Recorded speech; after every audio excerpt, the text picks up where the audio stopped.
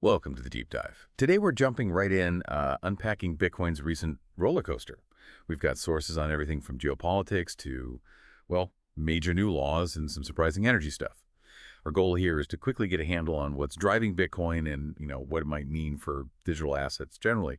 Its resilience lately. Honestly, it might surprise you. So let's first talk about that dip. Just last week, Bitcoin dropped, right? Fell from around $108,000 down to $102,000. And it wasn't random market noise. It seems directly linked to geopolitical events, specifically those U.S. airstrikes on Iran's nuclear sites.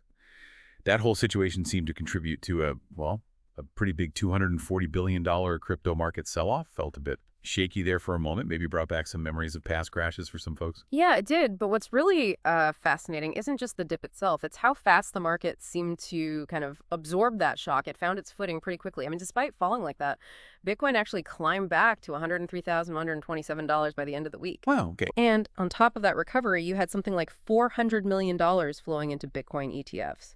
That's a strong signal, isn't it? Definitely sounds like it. It tells us, Bitcoin might be maturing. It's showing this surprising strength against these big global shocks, and it's still attracting serious money. Maybe, just maybe, it's becoming a sort of digital safe haven. A digital safe haven. That's quite a turnaround in perception. And speaking of maturity, there's this huge development out of Washington.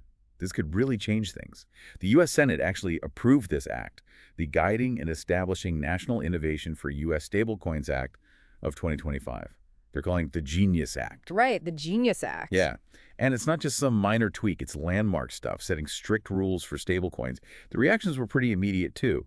Coinbase's CEO, Brian Armstrong, he praised it. Bank of America apparently called it once-in-a-millennium tech. So what makes this specific law so important, not just for stablecoins, but maybe for Bitcoin, too? Well, that's a great question.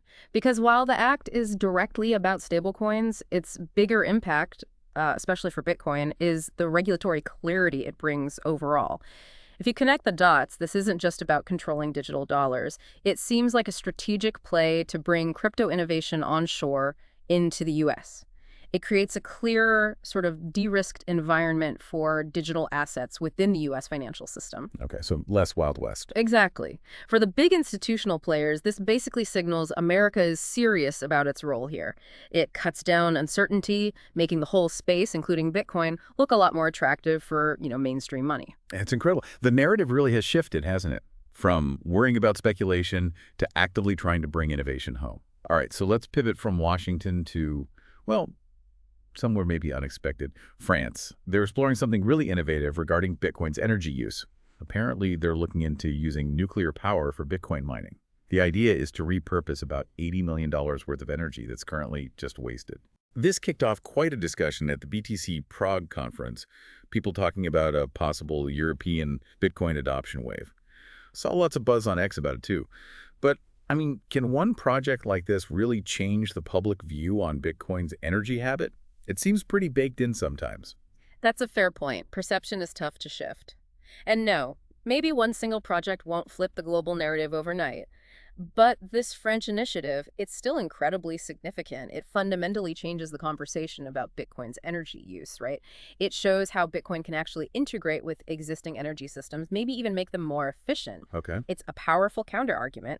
It shows the ecosystem is actively trying to find solutions, moving Bitcoin from just an energy problem towards potentially being part of an energy solution. Enhances its appeal as a maybe sustainable investment.